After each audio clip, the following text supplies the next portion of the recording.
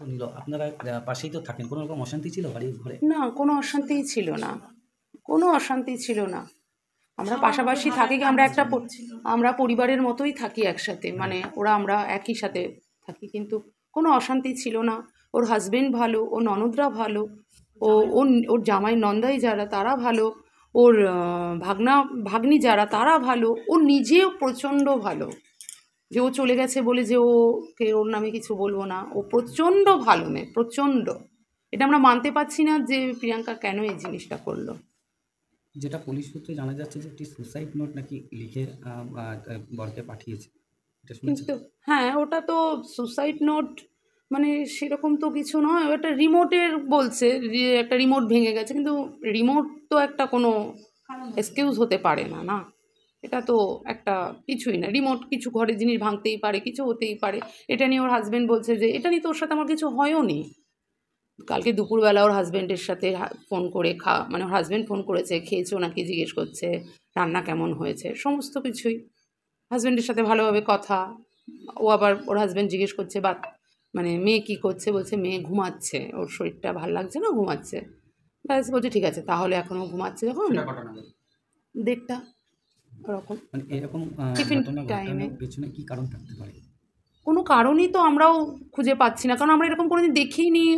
ওর মুখে সারাক্ষণ হাসি, বা ওর হাজব্যান্ডের সাথে ওর কোনো ঝামেলা, বা ননদদের সাথে ওর কোনো ঝামেলা, এরকম আমরা কোনো কিছু দেখিই নি, কোনো দিন দেখিনি। এই যে মধুমিতা শেষ কয়েকদিনের চলাফেরা কি কোনোভাবে না, শেষ কয়েকদিন কি কালকে সকালেও আমরা একসাথে বসে কথা বলা, কোনো চেঞ্জেস তো কিছু দেখিনি ওর। আচ্ছা, বলছি যে সুসাইড নোট ফোট কিছু ছিল না, বলছেন রিমোট ভেঙে দিয়েছে এরকম? হ্যাঁ, এরকম লিখেছে, কিন্তু ওটা হোয়াটসঅ্যাপে হাজব্যান্ডকে মেসেজ করেছে ওর হাজব্যান্ড যেটা বলছে, কিন্তু কি ছিল সেটা ছিল ওই রিমোট ভাঙারই কি লিখেছে সেটা আমি সঠিকভাবে বলতে পারবো না, কিন্তু আমার মৃত্যুর জন্য কেউ না লিখে ওসব মৃত্যু টিত্যু ওসব কিছু লেখেনি। আচ্ছা, ওসব কিচ্ছু লেখেনি, ওগুলো কিছু লেখে। এই যে মানে বাচ্চা মেয়েটাকে কি আগে মেরেছিল? সেটা তো দেখুন আপনি কি অবস্থায় দেখেছেন, মানে আপনারা যখন গেলেন কি অবস্থায় দেখেছেন? আমরা যখন দেখেছি বাচ্চাটা অচৈতন্য অবস্থায় পড়ে আছে, বা প্রিয়াঙ্কা ওই পড়ে আছে ওইভাবে, ওরমই দেখা আর কি। দেখে কি মনে হলো মানে কিভাবে মৃত্যু হতে পারে? এই মৃত্যু মানে কোনো কিছু কি খেয়েছিল বা সেরমই পুলিশ যারা এসেছিলেন তারা ওটাই আইডিয়া করছেন। এবার আমরা তো ডক্টর নেই, বলতে পারবো না যে ও কিভাবে করেছে, না সেটা বলতে পারবো না। এখন পোস্টমর্টম রিপোর্ট আসলে আমরা বুঝতে পারবো যে কিভাবে করেছে। আপনার নামটা? আমার নাম মধুমিতা চৌধুরী, প্রতিবেশী। কিছুই জানি না ভাই কি হয়েছিল, আমার সন্তানের থেকেও ও বেশি। এত ভালো মেয়ে হয় না, কোনো ঝগড়া অশান্তি নেই। 20 বছর আমার কাকু কাকিমারা এই বাড়িতে রয়েছে, আমরা কেউ জানি না। আমার জ্বর, ও রোজ সবার আপডেট নেয়, ওর মতো মেয়ে হয় না।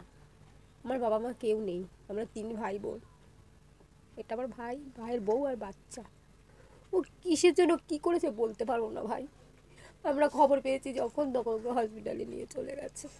এখনো জানি না কেন ও বিষ খেয়েছে না কি করেছে, রিপোর্ট আসলে জানতে পারবো। এরকম এমন একটা সিদ্ধান্ত নিতে জানি না ভাই, ও খুব ভালো, ওর নামে একটা আঙুল দিয়ে কথা বলতে পারবো না, ওর মতো মানুষ হয় না। কখন জানতে পারলেন না একটা ঘটনা? ওই আমাকে ফোন করেছিল 5:30 6টার দিকে আমার ভাই, যে দিদি আমি তো অফিস থেকে এখনো বেরিয়ে পারিনি, তোরা যা, আমি মিলনপল্লী থাকি, আসতে 10-15 মিনিট সময় লাগবে, আমার জ্বর। তো তখন আমি তাড়াতাড়ি করে আস্তে আস্তে দেখছি যে সবাই নিয়ে চলে গেছে ভেঙে ঠেঙে ওকে নিয়ে। তারপর হসপিটালে গিয়ে শুনলাম এই ঘটনা হয়েছে। কারণ জানি না কি, জানি না ভাই, ও ভাই জানি না, জানলে কি বলবো না। আমার ভাইয়ের বউয়ের দোষী, ও আমার ভাইয়ের বউ না, সন্তান অনেক ছোট, 99 সালে জন্মেছে ভাই। এই জুনের 8 তারিখে 25 বছর পূর্ণ হয়েছে। তাহলে বলো কইটুকুনি, 18 বছর হতে 10 মাস বাকি ওকে বিয়ে করে এনেছিলাম।